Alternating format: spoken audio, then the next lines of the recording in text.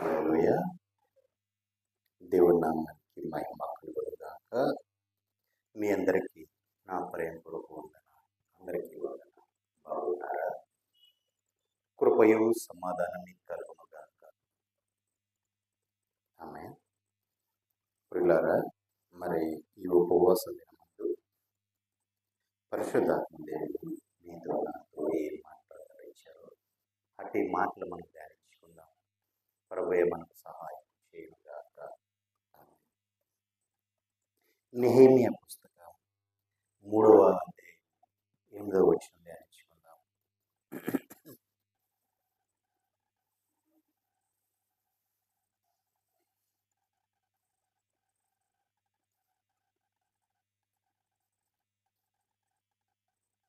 నెహెమీయా పుస్తకం 3వ అధ్యాయం 8వ వచనం ధ్యానించుకుందాం.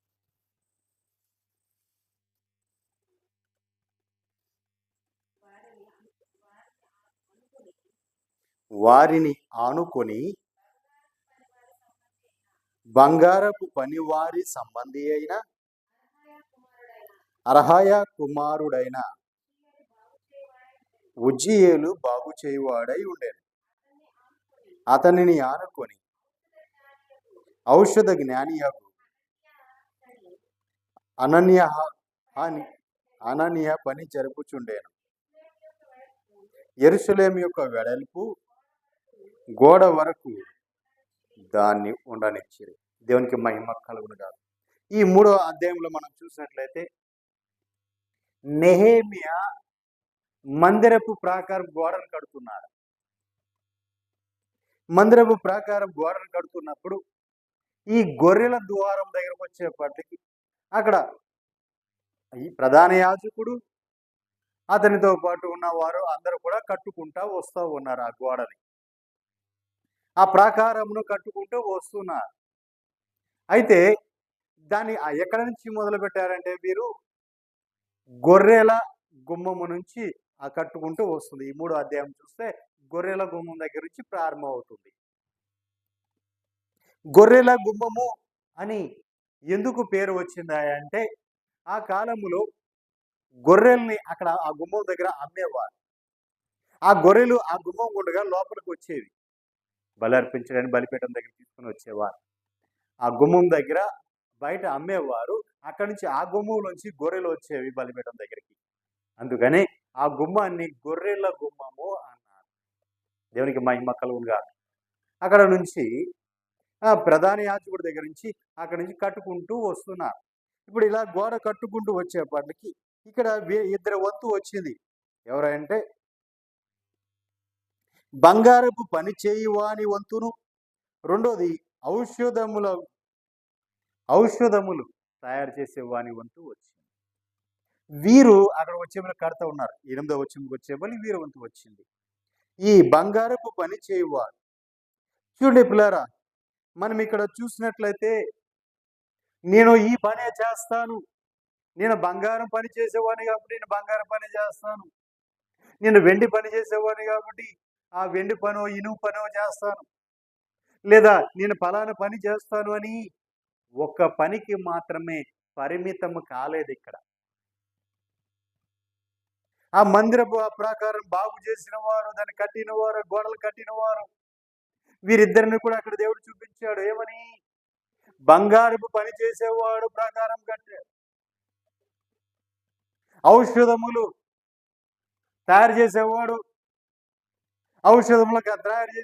ప్రాకారాన్ని కట్టాడు. ఔషధములు అంటే ఆ కాలంలో సుగంధ ద్రవ్యములను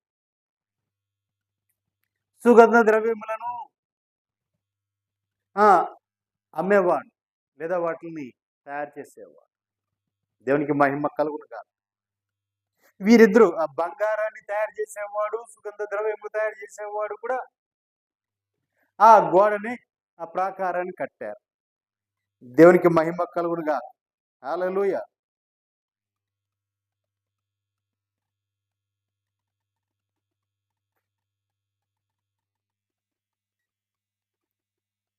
చూడండి పిల్లరా, అంటే ఒక్క పనికి మాత్రమే పరిమితం అయ్యాము, మేము ఆ పని మాత్రమే చేస్తాము అనలా. దేవుని పని, ఏ పని అయినా చేయడానికి సిద్ధంగా ఉండాలి. దేవునికి మహిమ కలుగునుగాక. ఏ పని చేయడానికైనా సిద్ధంగా ఉండాలి దేవుని సన్నిధిలో.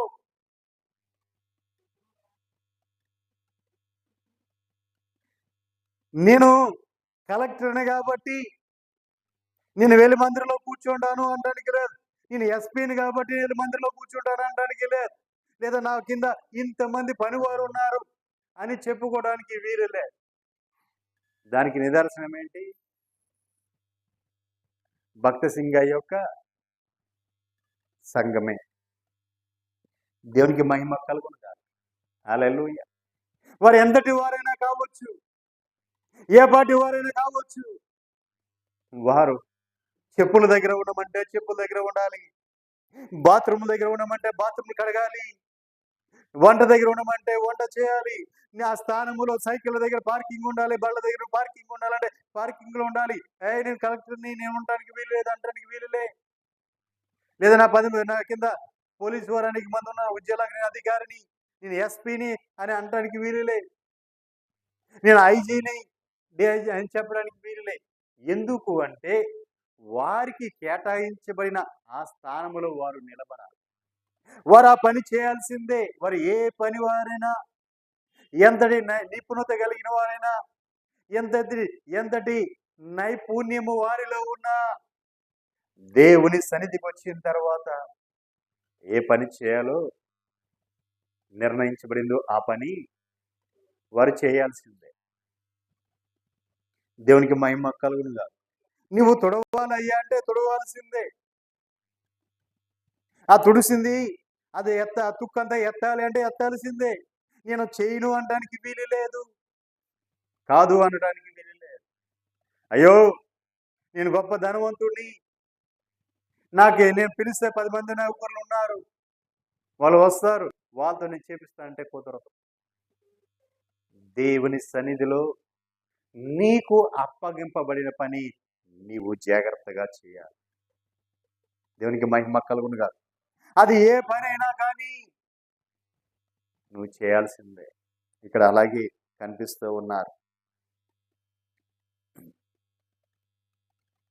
ఉజ్జియాలు బంగారపు పని బాగా చేయవాడు.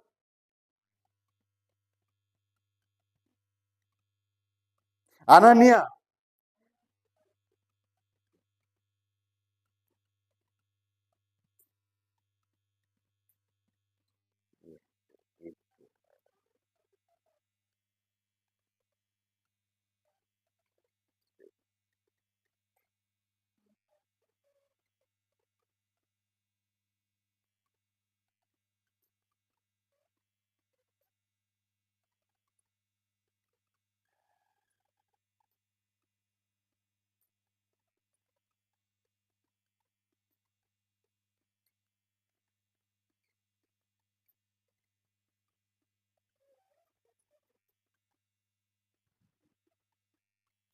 అని చూసి నేర్చుకోండమ్మా.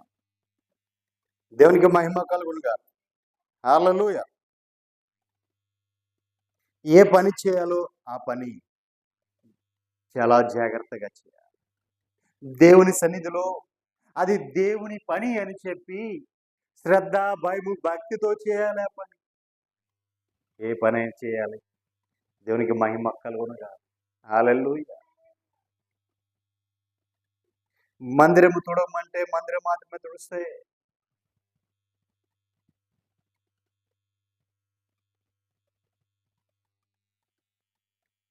ఆ బూజులు తుడవాలంటే బూజులు మాత్రమే తుడవాలి. ఏ పని అప్పగిస్తే ఆ పని శ్రద్ధగా చేయాలి. బ్రతకాలి. ఇంకా ఏమైనా పని ఉందా? ఎందుకంటే నువ్వు చేసేది ఇంటి పని కాదు, మనుషుల పని కాదు. మనుషుల పని అనుకోండి, మనుషులు మెప్పు పొందడం కోసం ఇంత పని చెప్తే అంత పని చేస్తారు. చూసి రమ్మంటే కాల్చి వస్తుంటారు. దేవునికి మహిమ కలుగునుగాక. కానీ దేవుని పని మాత్రం అశ్రద్ధగా చేయకూడదు. చెప్పకపోయినను నీకు నువ్వే పూనుకొని చేయాలి. ఎందుకంటే ఇది నా దేవుని మందిరం, పరిశుద్ధమైన దేవుడు నివసించే మందిరం. దీన్ని శుద్ధీకరించాలి. ఇది నాకు ఇచ్చిన ధన్యత అనుకొని చేయాలి. దేవునికి మహిమ కలుగును గాక. అలాగే చూడండి, నిపుణత కలిగిన వారు, నాణ్యమైన పనివారు, బంగారపు పని చేసేవారు, నాణ్యమైన నిపుణత పని గలవారు, అలాంటి వారు వచ్చి ప్రాకారం కట్టడం ఏంటండి? అలాంటి వారు వచ్చి గోడ బాగు చేయడం ఏంటండి? నేను ఒకదానికి పరిమితము అని కాకుండా అన్ని విషయాలలోనూ నీవు నిపుణత కలిగి ఉంటా. ఇలా నిపుణత అంటే నాకు ఒక ఆయన జ్ఞాపకం వస్తున్నాడు.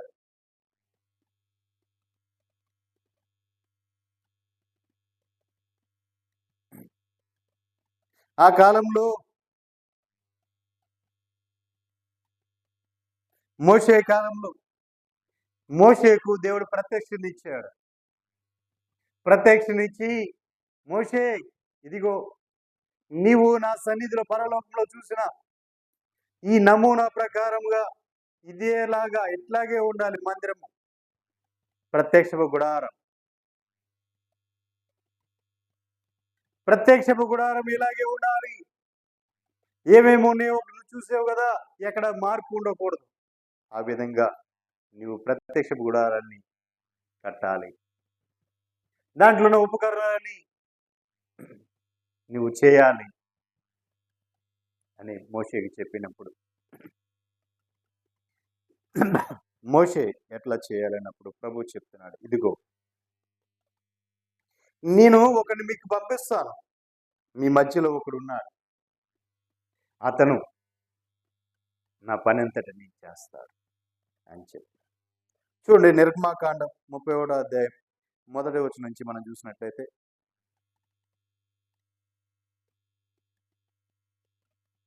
నిర్గమాకాండం 31వ అధ్యాయం 1వ వచనం. మరియు యెహోవా మోషేతో ఇట్లా నేను చూడుము, నేను యూదా గోత్రములో ఊరు మనవడును కూరు కుమారునైన బెసల్లేలు అను పేరు గల వాడిని పిలిచి తిని, అతడు విచిత్రమైన పనులను కల్పించుటకును, బంగారుతోను వెండితోను ఇత్తడితోను పని చేయుటకును, పొదుగుటకై రత్నములను సానబెట్టుటకును, కర్రను కోసి చెక్కుటకును, సమస్త విధములైన పనులను చేయుటకును, జ్ఞాన విద్య వివేకములను సమస్తమైన పనులను నేర్పును, వానికి కలుగునట్లు వారిని దేవుని ఆత్మపూనిగా చేసి ఉన్నాను. హల్లెలూయా.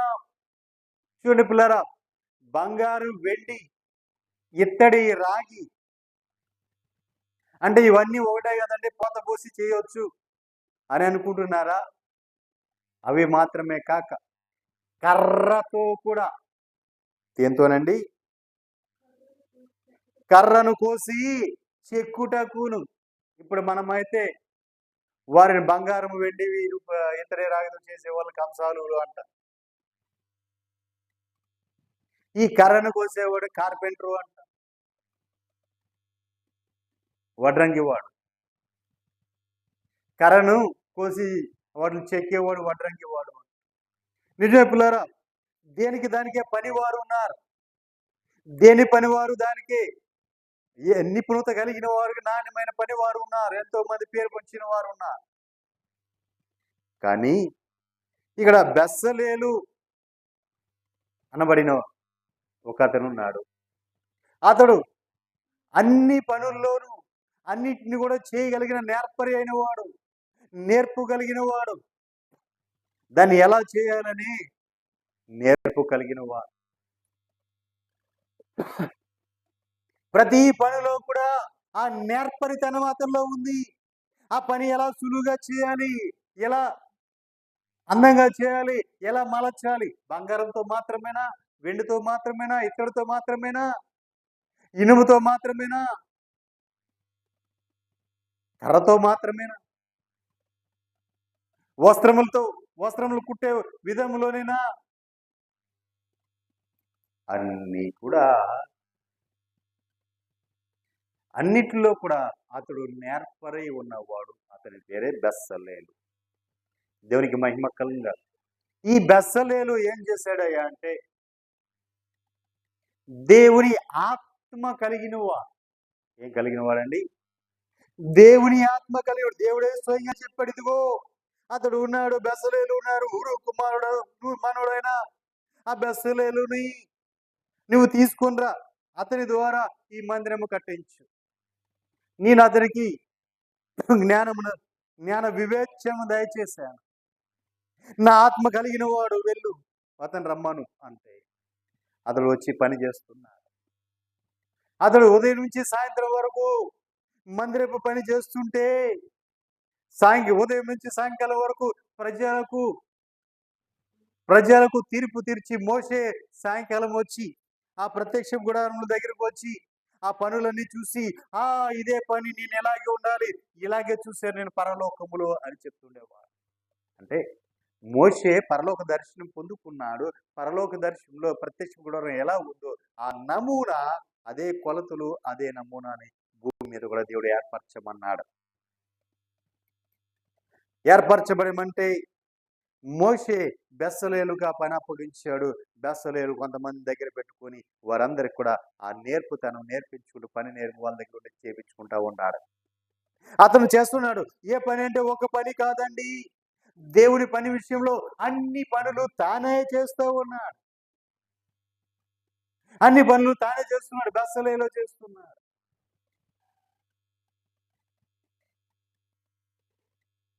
అంతగా దేవుని ఆత్మ కలిగిన వాడుగా చేస్తుంటే మోషే ప్రజల మధ్య నుంచి సాయంకాలం వరకు ప్రజల మధ్య తీర్పులు తీర్చి సాయంకాలం వచ్చి పని ముగించి వేళకు వచ్చి ఆ పని అంతా చూసి నేను పరలోకములో చూసిన పని ఇది అట్లాగే ఉంది అని చెప్పుకుంటూ వెళ్ళాడు తప్ప, ఇదిగో ఇది మార్చు, దీన్ని ఎలా చేయి, దీన్ని ఎలా మార్చి ఎలా చేయి అని ఎక్కడా చెప్పలేదు. కారణం ఏంటి? బెస్సలేలు దేవుని ఆత్మపూర్ణుడై ఆ పని చేస్తూ ఉన్నాడు. పరలోకంలో ఎలా ఉందో ఆ నమూనా భూమి మీద అలా చేస్తూనే ఉన్నాడు. ప్రత్యక్ష గుడారంలోనే కట్టాడు. ప్రత్యక్ష గుడారంలో ఉన్న ప్రతి ఉపకరణము కూడా అలాగే చేసుకుంటూ వచ్చాడు. మందసం ఎలా ఉండాలో మందసం చేసింది బెస్సలేలు. ఈ మందసము తుమ్మకర్రతో, లోపలేమో తుమ్మకర్ర, పైనేమో బంగారు రేగుతో పొదిగాడు. కెరూబులు చేశాడు. ఈ మోత కర్రలను పెట్టాడు. కరుణాపీఠం పెట్టాడు. దీపవృక్షం చేశాడు. ఈ దీపవృక్షానికి బాదము పూలు, బాదము కాయలు, ఇవన్నీ ఎలా ఉండాలో చేశాడు.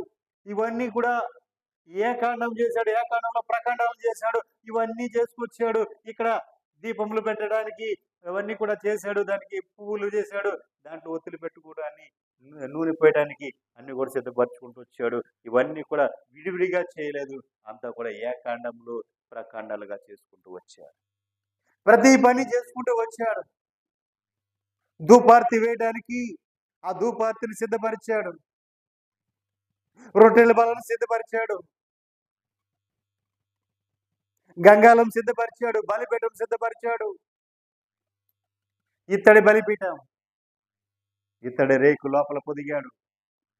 పైన చెక్క పెట్టి తుమ్మ కర్ర పెట్టి దానిపైన ఇత్తడి రేకు పొదిగాడు.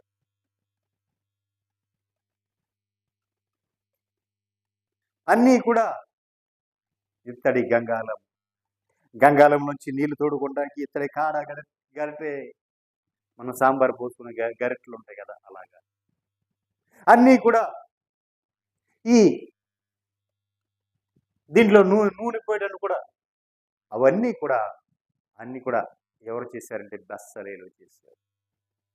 ప్రతి ఉపకరణము, దేవునికి కావాల్సిన ప్రతి ఉపకరణము కూడా బెస్సలేలే చేశాడు. మోషే ఏం చెప్పలా, ఇదిగో నాయనా ఈ విధంగా ఉండాలి, నేను ఈ దర్శనం చూశాను, ఇదిగో ఈ విధంగా ఉండాలి, ఈ వస్తువు ఎలా ఉండాలి, ఈ రూపంలో ఉండాలి అని ఎక్కడ చెప్పలా.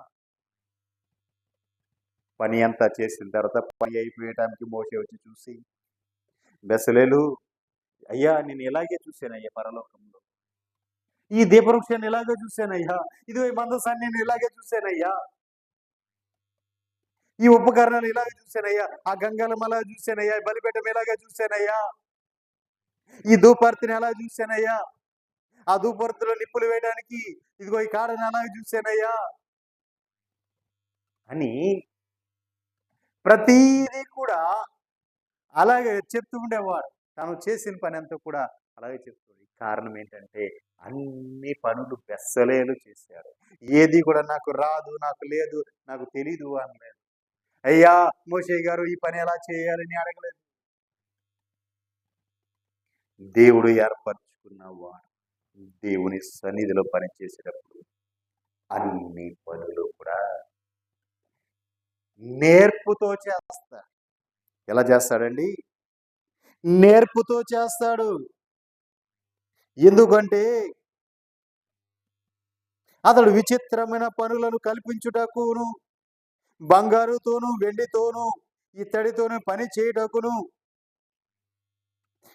పొదుగుటకై రత్నములను సానబెట్టుటకును, కర్ర కోసి చెక్కుటకును, సమస్త విధములైన పనులను చేయుటకును, జ్ఞాన విద్య వివేకములను సమస్తమైన పనుల నేర్పును వానికి కలగజేయునట్లు వానిని దేవుని ఆత్మపూర్ణిగా చేసేదనని నా దేవుడు చెప్పాడు. హల్లెలూయా. నువ్వు ఏ పని చేస్తున్నావో మందిరంలో ఆ పని నీకు దేవుడు నిర్ణయించిన పనిగా నువ్వు చేయాలి. మనుషులు నిర్ణయించారనో దైవజనులు నిర్ణయించాడనో వారి మీద తిరుగుబాటు చేయకూడదు. నీకు దేవుడే నిర్ణయించాడు ఈ పని అని చెప్పి నీవు లోబడి చేయాలి. అప్పుడు దాని యొక్క ప్రతిఫలము నువ్వు అనుభవిస్తావు. దేవునికి మహిమ కలుగును గాక. అలాగే బెసలేలు ఈ విధంగా దేవుని ఆత్మపూర్ణుడై ప్రత్యక్షపు గుడారాన్ని కట్టాడు, కట్టి ముగించాడు, సమస్తమును ముగించాడు బెసలేలు. అట్లాగే సొలొమోను కాలములో దావీదు ఒక ఆశను నెరవేర్చిన ఆ యెరూషలేము దేవాలయం, యెరూషలేము దేవాలయమును కూడా హీరాము అనే అతను కట్టాడు. అతడు కూడా తక్కువ వాడేమి కాదు. దేవుని ఆత్మను పొంది ఆనాడు ప్రత్యక్షపు గుడారం ఎలా ఉందో అదే నమూనా, అదే కొలతతో, అదే రూపంలో మందిరాన్ని కట్టగలిగాడు. దేవునికి మహిమ కలుగుగా. ఆ కాలములు మోషే కాలంలో ప్రత్యక్ష గుడారం డేరాలో ఉంటే, గుడారంలో ఉంటే, తర్వాత సొలొమోను కాలంకి వచ్చిన తర్వాత యెరూషలేము దేవాలయం కట్టడాలతో కట్టబడింది. కానీ పనితనము అదే పనితనం. దేవునికి మహిమ కలుగునుగా. పనితనం అదే పనితనం. ఏ పనితనం? ప్రత్యక్ష గుడారపు పనితనమే. దేవునికి మహిమ కలుగునుగా. హల్లెలూయా. మార్కు శుభవార్త 6వ అధ్యాయం 2వ వచనం.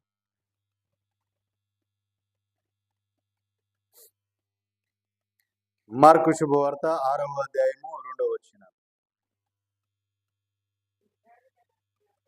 విశ్రాంతి దినం వచ్చినప్పుడు ఆయన సమాజ మందిరంలో బోధింపునారంభించెను. అనేకులు ఆయన బోధ విని ఆశ్చర్యపడి ఈ సంగతులు ఇతనికి ఎక్కడి నుంచి వచ్చేను, ఇతనికి ఇయ్యబడిన ఈ ఆజ్ఞ ఎట్టిది, ఇతని చేతుల వలన ఇట్టి అద్భుతములు చేయబడుచున్నవి.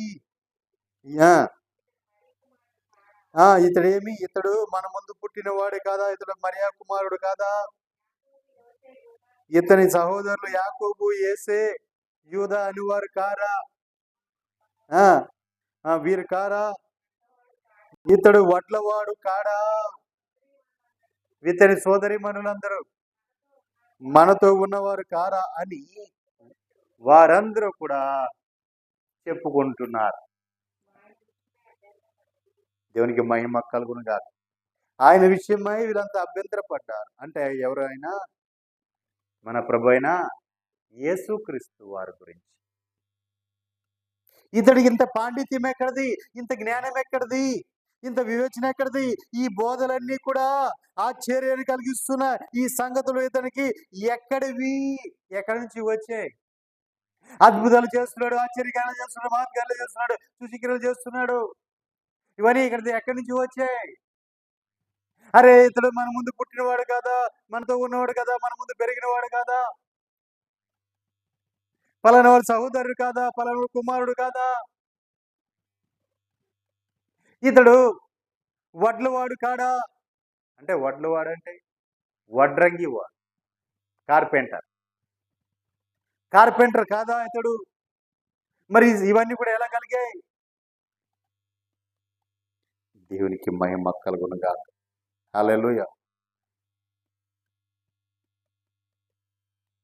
ఇతని చేతుల వలన ఇట్టి అద్భుతములు చేయబడుచున్నవి. ఇతని చేతుల వలన ఇట్టి అద్భుతములు చేయబడుచున్నవి అని చెప్పి అందరూ ఆశ్చర్యపోతున్నారు. దేవునికి మహిమ కలుగును గాక.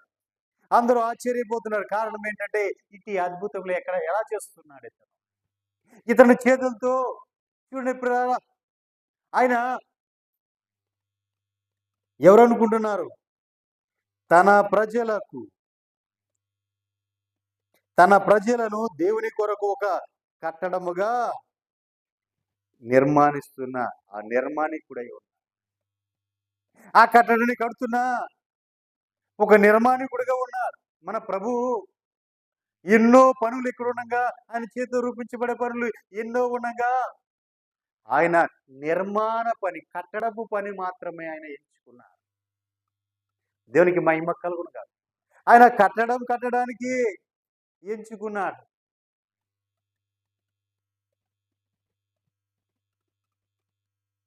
దేవుడు దేనికి శిల్పియు నిర్మాణకుడై ఉన్నాడు? ఆ పునాదులు కలిగిన పట్టణము కట్టడానికి ఆయన కట్టడమే ఎంచుకున్నాడు. దేవునికి మహిమ కలుగును గాక. ప్రభువైన యేసుక్రీస్తు వారు కట్టడాలు కట్టడానికి ఎంచుకున్నాడు. ఆయన కట్టడాలు కట్టడానికి ఎంచుకున్నాడు. తన చేతులతో ఆయన పనులను చేశాడు. దేవునికి మహిమ కలుగును గాక. మొదటి కొరింథీ పత్రిక 3వ అధ్యాయం 9వ వచనం. మన ప్రభు కట్టడాలు కట్టే పని ఎంచుకున్నారు. ప్రాకారాలు కట్టే పని ఎంచుకున్నారు.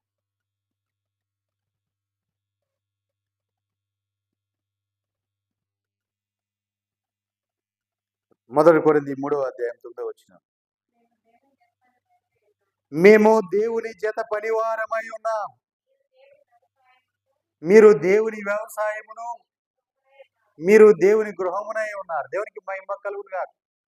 మేము దేవుని జత పనివారం, మీరు దేవుని వ్యవసాయమును, దేవుని గృహమునై మీరున్నారు. దేవునికి మహిమ కలుగును గాక. దేవుడు నాకు అనుగ్రహించిన కృప చొప్పున నేను నేర్పరైన శిల్పకారుని వలె పునాది వేసి తిని, మరి ఒకడు దాని మీద కట్టుచున్నాడు. ప్రతివాడు దాని మీద ఎలాగూ కట్టుచున్నాడో జాగ్రత్తగా చూసుకొనవలెను. చూడండి, ఇక్కడ ఇంకొక ఆయన వచ్చాడు. యేసు ప్రభు ఈయన ఏమన్నాడు? నేను జత పనివాడను అంటున్నాడు. ఎవరితో జత పనివాడని చెప్తున్నాడు? దేవుని జత పనివారమై ఉన్నాము. మేము దేవుని జత పరివారమై ఉన్నాము అని చెప్తున్నారు.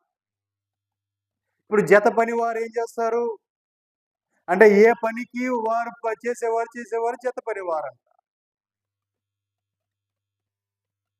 చెక్క పని చేసేవాడు బంగారం పని చేసేవాడిని నువ్వు జత పని వాడు అని ఎట్లా అంటాడు? చెక్క పని చేసేవాడినే జత పనివాడు అంటే ఇద్దరు కలిసి చేస్తున్న పని. బంగారపు పని చేసేవాడు బంగారం పని చేసేవాడిని జత పనివాడు ఇద్దరు కలిసి చేస్తున్నారు. మరి ఇక్కడ చూస్తే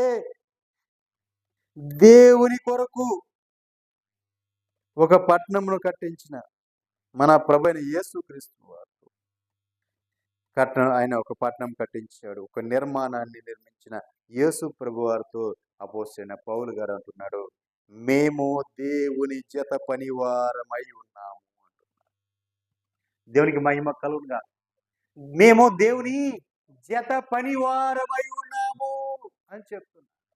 అంటే దేవుడు ఏ పని చేశాడో మేము అదే పని చేస్తున్నాం. అంటే దేవుని పనే మేము కూడా చేస్తాం. దేవుడు ఏ పని చేశాడు దేవుడు అంటే ఆ నిర్మాణికుడిగా చేశాడు. కట్టడాలను కట్టుకుంటూ వెళ్ళాడు. కట్టడాలను కట్టాడు కాబట్టి ఇప్పుడు మేము కూడా ఆ కట్టడాలను కడుతున్నాము. ఆయన కట్టే కట్టడంలో మేము కూడా అదే విధంగా మేము కడుతున్నాం కాబట్టి మేము కూడా ఆయనకు జత పని వారమై ఉన్నాం. అంటే ఇద్దరం కూడా ఒకే పని చేస్తున్నాం. దేవునికి మహిమ కలుగునుగా. మేము చేసే పని దేవుడు చేసిన పని కూడా ఒకటే. ఏంటంటే కట్టడం. ఏం కట్టడం అని చెప్పాడు?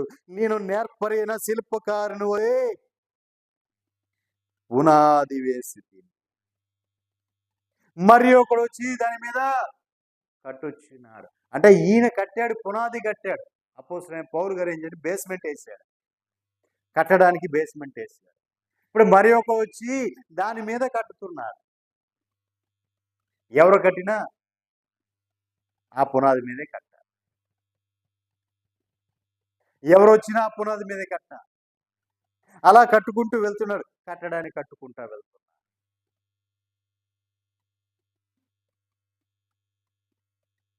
ఆ పునాది ఎలా ఉందో జాగ్రత్త, ప్రతి వాడును దాని మీద ఎలాగూ కట్టొచ్చినాడో జాగ్రత్తగా చూసుకోవాలి.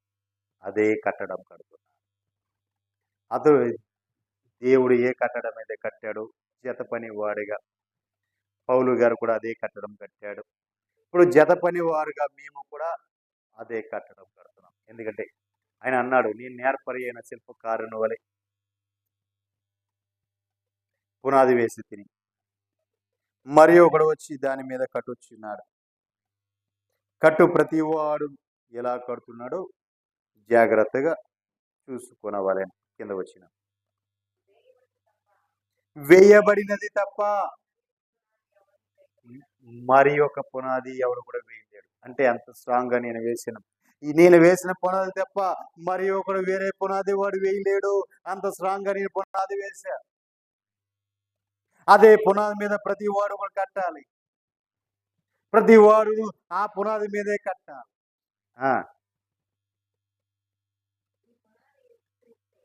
ఆ పునాది ఎక్కడ వేసాడు అంటే యేసు క్రీస్తు మీదే పునాది వేసాడు. ఎవడైనాను ఈ పునాది మీద బంగారము వెండి వెలగల రాళ్ళతో ఆ పునాది మీద కట్టడం కడితే కర్ర కొయ్యకాలు గడ్డి మొదలైన వాటితో కడితే వాణి పని అక్కడ కనపడుతుంది. చూడండి పిల్లరా, ఇక్కడ బంగారం వెండి వెలగల రాళ్ళతో ఒకటి కట్టారు, కర్ర కొయ్యగాలు గడ్డితో ఒకటి కట్టారు, రాళ్లతో వాణి పని అక్కడ కనబడుతుంది. ఆ దినము చూడండి, ఆ దినం అంటే దేవుని దినం. దేవుని దినం ఏం చేస్తుంటే ఆయన రాకడ దినంలో ఏం చేస్తుంటే ఆ పనిని తేటపరుస్తుంది. అక్కడ అది అగ్ని చేత పరిశీలించబడి బయలుపరచబడు. మరియు వాని పని ఎట్టిదో దానిని అగ్నియే పరీక్షించు. దేవునికి మహిమ కలుగుగా. ఆ పని ఎట్టిది, ఎంత నాణ్యత కలిగింది, ఎంత క్వాలిటీ కలిగింది అనేది ఆ అగ్నియే పరీక్ష చేస్తుంది. దేవునికి మహిమ కలుగునుగా. కింద వచ్చిన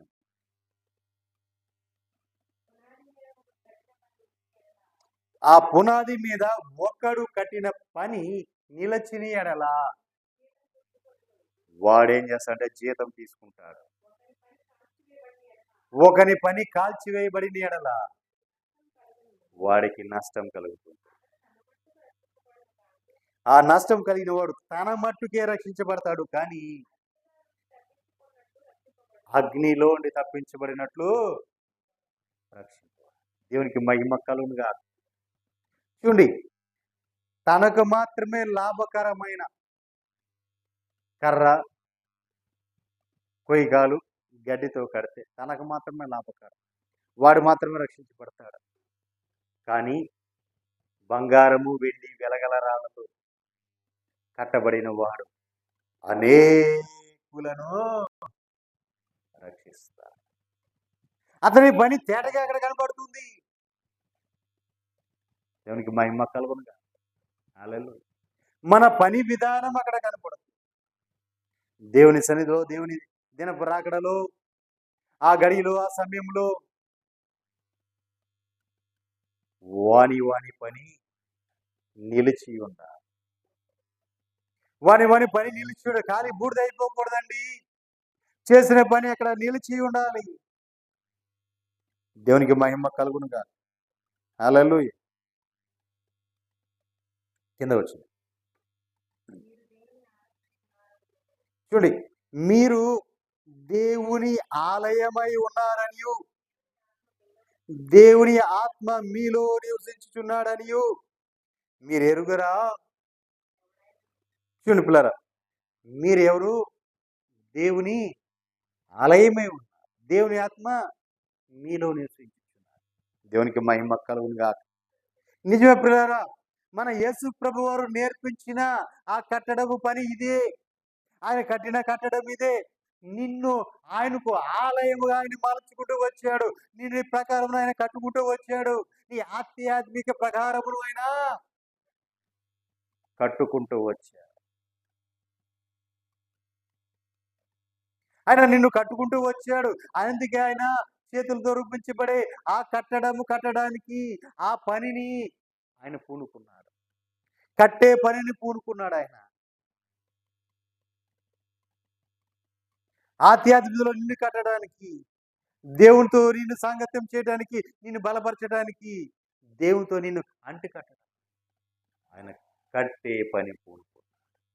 ఆ కట్టే పనిని ఎంచుకున్నాడు. ఎన్నో పనులు ఉన్నాయి, కానీ కట్టే పనిని మాత్రమే దేవుడు ఎంచుకున్నాడు.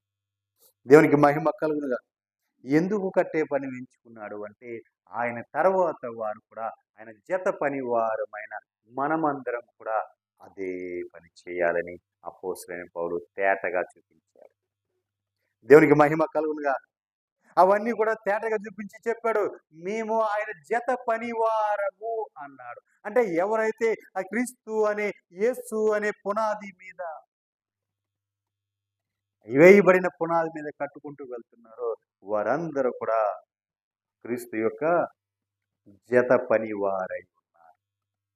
దేవునికి మహిమ కలుగునుగా. ఆయన ఒక జత పనివారమే మనమంతా కూడా కట్టుకుంటూనే వెళ్తున్నాం. ఎలా కడుతున్నారు? ఎందుకు కడతాయా? అసలు ఈ గోడలు ఎందుకు కట్టాలి? ఈ ప్రాకారాలు ఎందుకు కట్టాలి?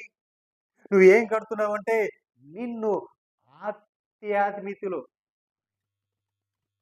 కట్టుకుంటూ, నిన్ను ఎలా కట్టాలి అంటే, దేవుడు ముందుంచి దేవుని ఆలయము, దేవుని ఆలయముగా నీవు కట్టబడాలి. దేవుడు నివసించే ఆలయంగా నీవు కట్టబడాలి. కాబట్టి నీ ఆధ్యాత్మిక జీవితాన్ని కట్టుకుంటూ వెళ్తూ ఉన్నాడు సేవకుడు. దేవునికి మహిమ కలుగునుగా. నాకు ఇష్టమైనట్లుగా నేను ఉంటానంటే కుదరదు. నాకు ఇష్టమైనట్లుగా నేను చేస్తానంటే కుదరదు. నీవు దేవుని ఆలయముగా కట్టబడుతూ, దేవుని ఆలయం, దేవుడు నివసించే ఆలయముగా నీవు మలచబడుతూ ఉన్నావు.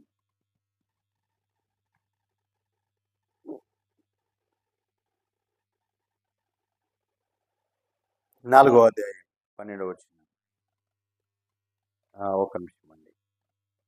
ఎఫెసీయులకు రాసిన పత్రిక 2వ అధ్యాయం 20వ వచనం. 20. క్రీస్తు యేసే ముఖ్యమైన మూలరాయి ఉండగా అపోస్తులు ప్రవక్తలు వేసిన పునాది మీద మీరు కట్టబడుచున్నారు. చూడండి, ప్రతి కట్టడం కూడా ఆయనలో క్రీస్తులో చక్కగా అమర్చబడాలి. ప్రభువునందు పరిశుద్ధమైన దేవాలయముగా నీవు వృద్ధి పొందాలి.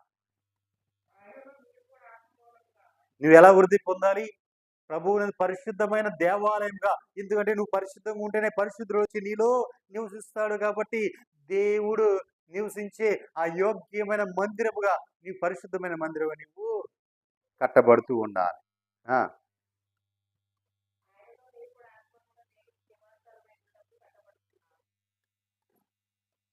ఆయనలో మీరు కూడా ఆత్మ సంబంధమైన దేవుని మందిరముగా ఉండడానికి, ఆయన నివాస స్థలముగా ఉండడానికి కట్టబడుచున్నారు. కింద వచ్చిన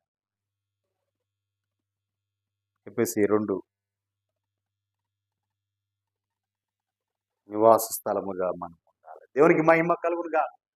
ఎలా ఉండాలండి? దేవుని యొక్క నివాస స్థలము ఉండడానికి మనం కట్టబడాలి. దేవుడు మనలోకి వచ్చి ఆయన మనలో నివసిస్తాడు. నివసించాలి అంటే మనము ఆయన నివసించడానికి యోగ్యమైన కట్టడంగా ఈ కట్టడము కట్టబడాలి. దేవునికి మహిమ కలుగునుగా. హల్లెలూయా. 4వ అధ్యాయం 12వ వచనం.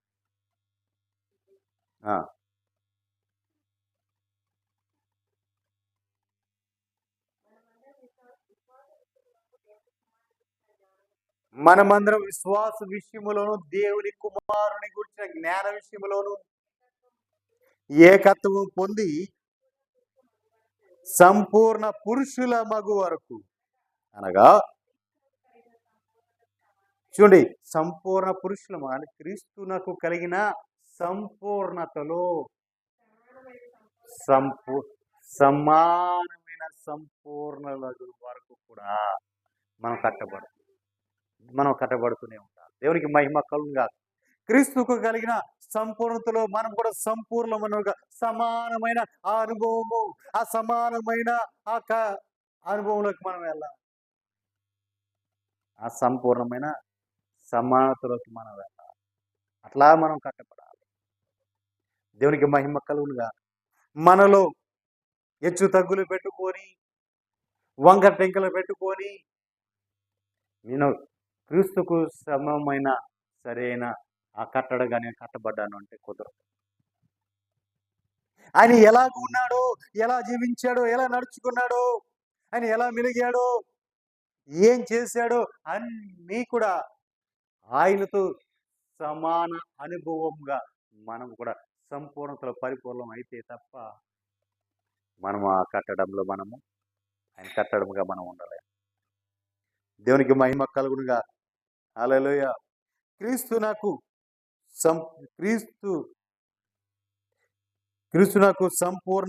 సంపూర్ణతకు సమానమైన సంపూర్ణ కలవారు మగు వరకు కూడా ఆయన ఇలాగూ నియమించి ఉంచాడు. ఆయనతో సమానంగా ఉండేటట్లుగా, ఆ సంపూర్ణతలకు మనం వెళ్ళినట్లుగా దేవుడు మనకు నియమించాడు. దేవునికి మహిమ కలుగునుగా. హల్లెలూయా. నిజమే పిల్లరా, దేవునికి కలిగిన ఆ పరిపూర్ణత, ఆ సంపూర్ణత మనకు కలిగి వరకు కూడా మనము సమముగా ఉన్నట్లుగా మన కట్టడం కూడా మనం కట్టుకోవాలి. మన కట్టడం మనం కట్టుకోవాలా. అనేకులను మనం కట్టగలగాలి. దేవునికి మహిమ కలుగునుగా. హల్లెలూయా. మన ప్రభు ఎన్నుకున్న ఆ పని కట్టడం. ఆధ్యాత్మిక జీవితాన్ని, నీ ఆధ్యాత్మిక జీవితాన్ని కట్టడం.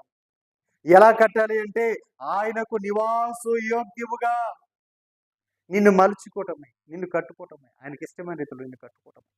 ఆయన నీలోకి వచ్చి జీవించినట్లుగా అంతగా ఆయన నిన్ను కట్టాలి. అలాగే ఆయన జత పనివారైన సేవకులు కూడా క్రీస్తు హృదయము నెరిగి, క్రీస్తు మనసు నెరిగి ఆ పని చేయాలి. ఆయన ఎవరిని ఎలా చూడాలనుకుంటున్నాడు? ఎవరిని ఏ స్థాయిలో చూడాలనుకుంటున్నారు? ఎవరిని ఏ విధంగా మలచాలనుకున్నాడో ఆ విధంగా మలుస్తూ దేవునికి మహిమ కలుగునుగా. నీ ఆధ్యాత్మిక జీవితం సరిగా కట్టబడుతుందా? నీ కట్టడము నిలబడుతుందా దేవుడి సన్నిధిలో? పరిశుద్ధమైన కట్టడగా నువ్వు కట్టబడుతున్నావా?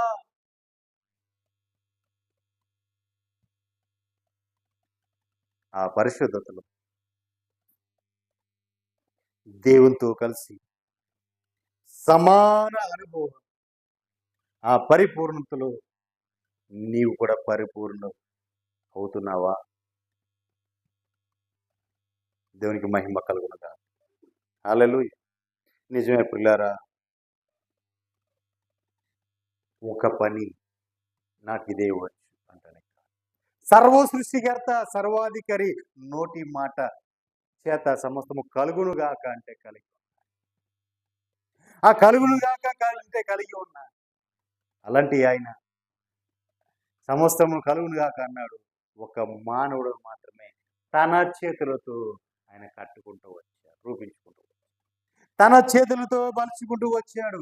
తన చేతులతో కట్టుకుంటూ వచ్చాడు. ఆయన మనుషుల గొప్ప కట్టడంగా మార్చి ఎందుకు తన చేతితో కట్టాడు? ఎందుకు కట్టాడంటే ఆయన నివసించడానికి నివాసయోగ్యములుగా ఆయన కట్టుకుంటాడు. మరి ప్రియులారా, దేవుని చేత కట్టబడుతుంది. దేవునితో కట్టబడుతున్న నీవు, దేవుని యొక్క జత పనివారైన తన దాసుల ద్వారా కట్టబడుతున్న నీవు, దేవుని యొక్క నివాస యోగంగానే నువ్వు ఉన్నావా? లేదా నీవు వేరుగా ఉన్నావు? దేవునికి నివాస యోగ్యముగా నీవు మార్చబడదుగాక. నీ కట్టడము దేవునితో సంపూర్ణమగునట్టుగా, ఆయనలో సంపూర్ణమగునట్టుగా నీ కట్టడం నిలబడునుగా. అట్టి కృప పరిశుద్ధాత్మ దేవుడు మనకు అనుగ్రహించునుగాక. ప్రార్థన చేసుకుందాం.